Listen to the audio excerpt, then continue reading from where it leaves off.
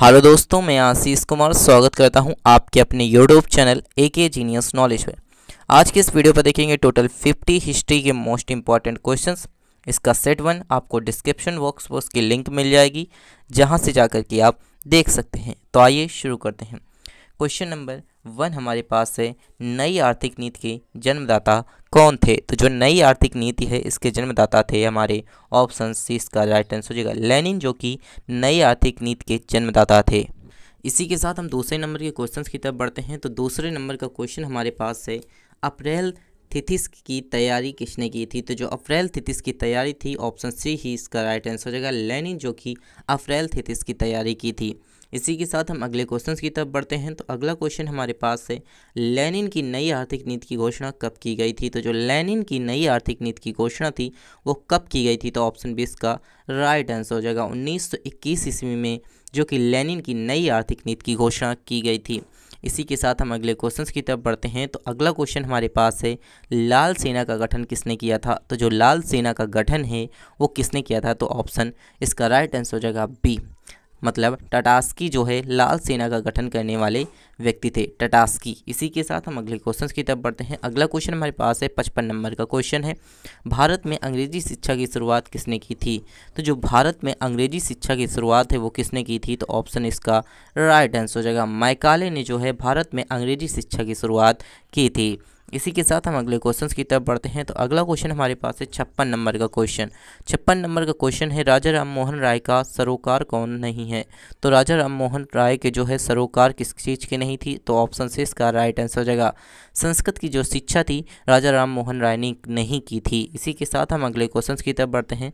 तो अगला क्वेश्चन हमारे पास है 57 नंबर का क्वेश्चन है, जलियांवाला बाग हत्याकांड के लिए कौन कौन से जनरल जो कि उत्तरदायी थे? तो जलियांवाला बाग हत्याकांड के लिए जनरल डायल, जो कि ऑप्शन सी इसका राइट आंसर हो जाएगा, ये जो है उत्तरदायी थे। इसी के साथ हम अगले क्वेश्चन की तरफ बढ़ते हैं। तो अगला क्वेश्चन हमारे पास है, प्रथम मैसूर युद्ध किसके किसके बीच लड़ा गया था? जो प्रथम मैसूर युद्ध हुआ था वो किसके किसके बीच लड़ा गया था? तो ब्रिटिश और हैदर अली के बीच लड़ा गया था। ऑप्शन 20 का राइट आंसर हो जाएगा, ब्रिटिश और हैदर अली के बीच लड़ा गया था। इसी के साथ हम अगले क्वेश्चन की तरफ बढ़ते हैं। तो अगला क्वेश्चन हमारे पास है, सती प्रथा पर प्रतिबंध किसने लगाया था? तो जो सती प्रथा का सिस्टम था उस पर प्रतिबंध किसने लगाया था? तो ऑप्शन सी इसका राइट आंसर हो जाएगा लॉर्ड विलियम बेंटिंक, जो कि सती प्रथा पर प्रतिबंध लगाने वाले जो है जनरल थे।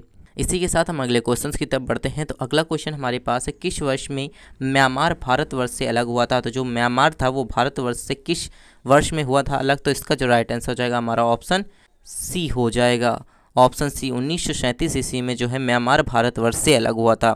इसी के साथ हम अगले क्वेश्चंस की तरफ बढ़ते हैं। तो अगला क्वेश्चन हमारे पास है, ब्रिटिश सरकार ने बंगाल विभाजन के प्रति संहिता किस वर्ष हुई थी?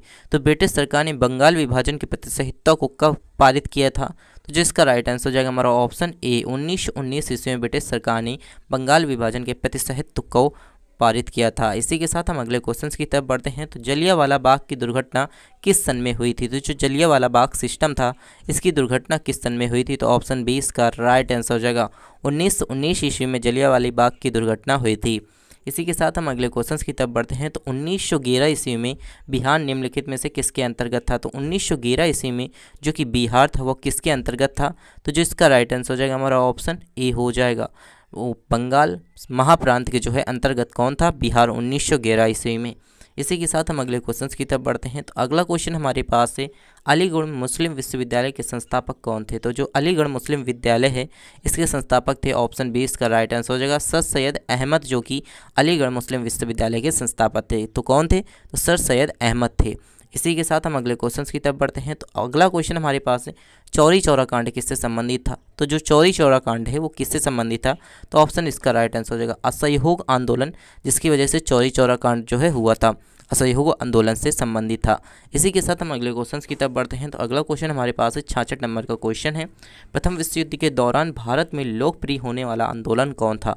तो प्रथम विश्व युद्ध के दौरान भारत में जो लोकप्रिय आंदोलन था वो कौन था? तो होम रूल लीग, जो कि भारत में चल रही थी प्रथम विश्व युद्ध के दौरान। तो मतलब भारत का लोकप्रिय जो है आंदोलन था कौन?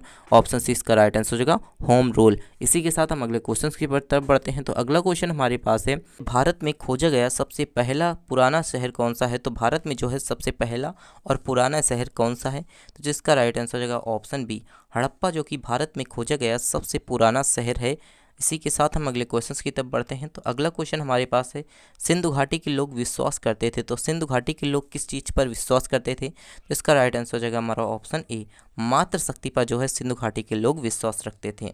इसी के साथ हम अगले क्वेश्चन की तरफ बढ़ते हैं। तो अगला क्वेश्चन हमारे पास है, आर्य शब्द का शाब्दिक अर्थ क्या होता है? तो आर्य शब्द का जो शाब्दिक अर्थ होता है, ऑप्शन 20 का राइट आंसर हो जाएगा श्रेष्ठ और कुलीन आर्य शब्द का शाब्दिक अर्थ होता है। इसी के साथ हम अगले क्वेश्चन की तरफ बढ़ते हैं। तो अगला क्वेश्चन हमारे पास है, निम्नलिखित में से किस फसल का ज्ञान वैदिक काल के लोगों को नहीं था?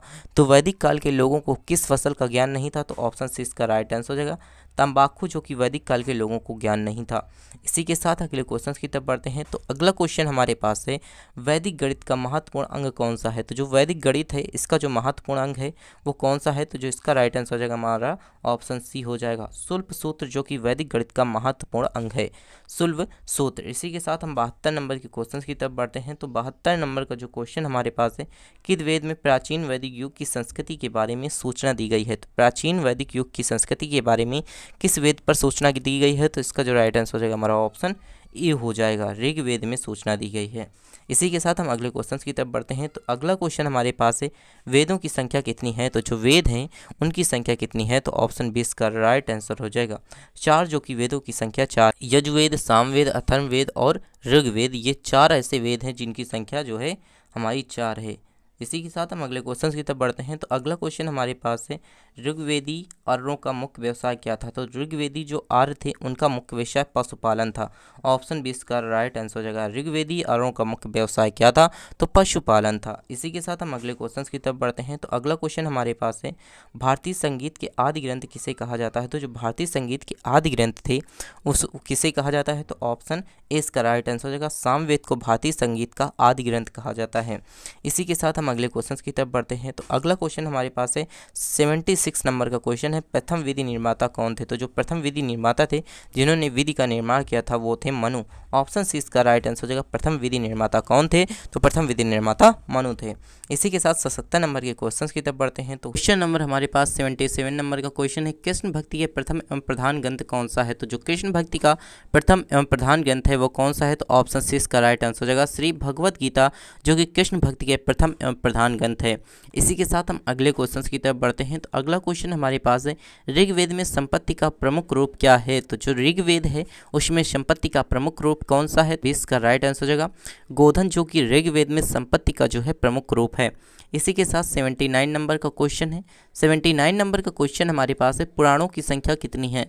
जो पुराण है उनकी संख्या जो है ऑप्शन सी का राइट आंसर हो जाएगा पुराणों की संख्या कितनी है? तो 18 है पुराणों की संख्या। इसी के साथ हम अगले क्वेश्चन की तरफ बढ़ते हैं। तो अगला क्वेश्चन हमारे पास है, वैदिक धर्म का मुख्य लक्षण इनमें से किसकी उपासना करता है? तो वैदिक धर्म के जो मुख्य लक्षण में से इनमें से किसकी उपासना करते थे? तो ऑप्शन 20 का राइट आंसर हो जाएगा ऑप्शन बी। ऑप्शन बी प्रकृति की उपासना करते थे। ऑप्शन बी प्रकृति की उपासना करते थे।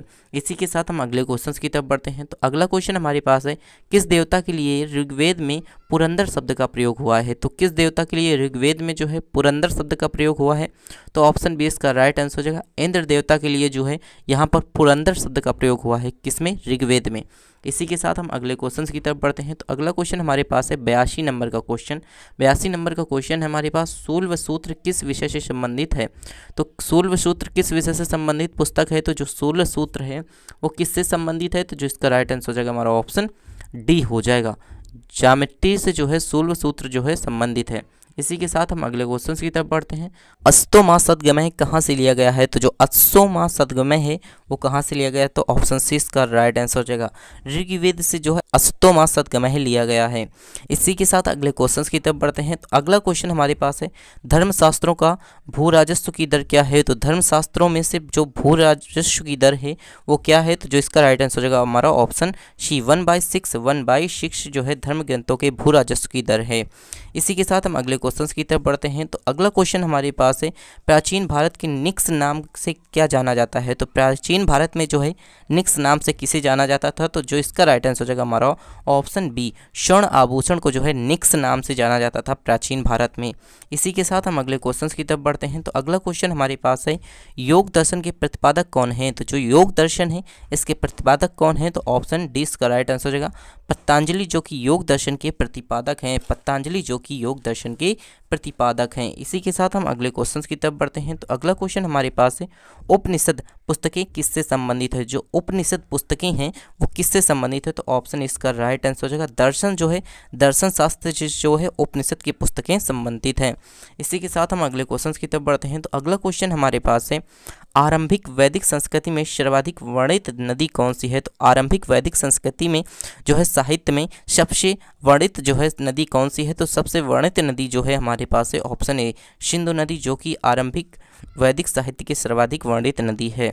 इसी के साथ हम अगले क्वेश्चन की तरफ बढ़ते हैं। तो अगला क्वेश्चन हमारे पास है 89 नंबर का क्वेश्चन है, कर्म का सिद्धांत किससे संबंधित है? तो जो कर्म का सिद्धांत है, कर्म करते रहो फल की इच्छा मत करो, तो वो कर्म का सिद्धांत किससे संबंधित है? तो जो इसका राइट आंसर हो जाएगा हमारा ऑप्शन ए हो जाएगा, मीमांसा से संबंधित है, मीमांसा से संबंधित है कर्म का सिद्धांत।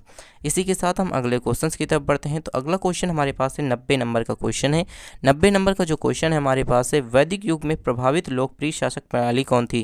तो जो वैदिक युग में प्रभावित लोकप्रिय जो है शासन प्रणाली कौन थी? तो जो इसका राइट आंसर हो जाएगा हमारा ऑप्शन ए गणतंत्र, जो कि वैदिक युग में प्रभावित लोकप्रिय शासन थी। कौन? गणतंत्र। इसी के साथ हम अगले क्वेश्चन की तरफ बढ़ते हैं। तो 90 नंबर के बाद 91 नंबर का क्वेश्चन है, सबसे प्राचीन वेद कौन सा है? तो जो सबसे प्राचीन वेद है वो कौन सा है? तो ऑप्शन बी इसका राइट आंसर हो जाएगा ऋग्वेद, जो सबसे प्राचीन वेद है।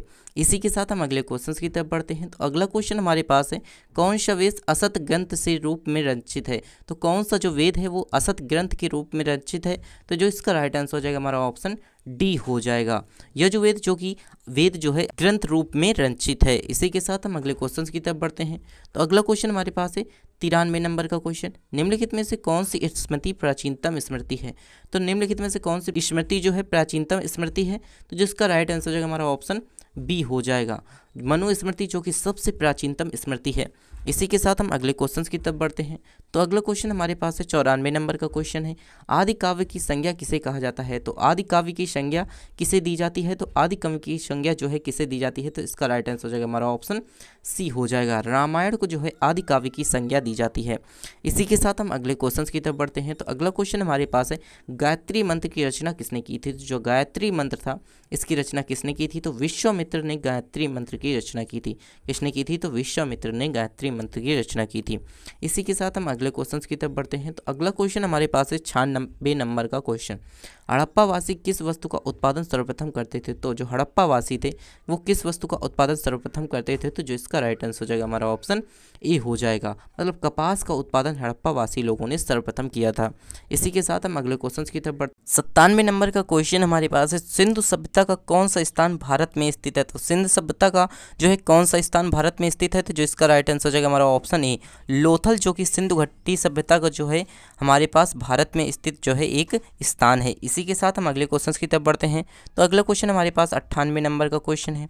98 नंबर का क्वेश्चन हमारे पास है, पाली ग्रंथों में गांव की मुखिया को क्या कहा जाता था? तो जो पाली ग्रंथ थे उनमें गांव की मुखिया को क्या कहा जाता था? तो ऑप्शन इसका राइट आंसर हो जाएगा ग्राम भोजक, जो कि पाली ग्रंथों में गांव के मुखिया को कहा जाता था। इसी के साथ हम बात कर लेते हैं 99 नंबर के क्वेश्चन की तरफ। 99 नंबर का क्वेश्चन हमारे पास है, नंदवंश के संस्थापक कौन थे? तो जो नंदवंश है उसके संस्थापक कौन थे? तो ऑप्शन सी इसका राइट आंसर हो जाएगा महानंदिनी, जो कि नंदवंश की संस्थापक थी। इसी के साथ हम अगले क्वेश्चन की तरफ बढ़ते हैं। तो अगला क्वेश्चन हमारे पास है 100 नंबर का क्वेश्चन।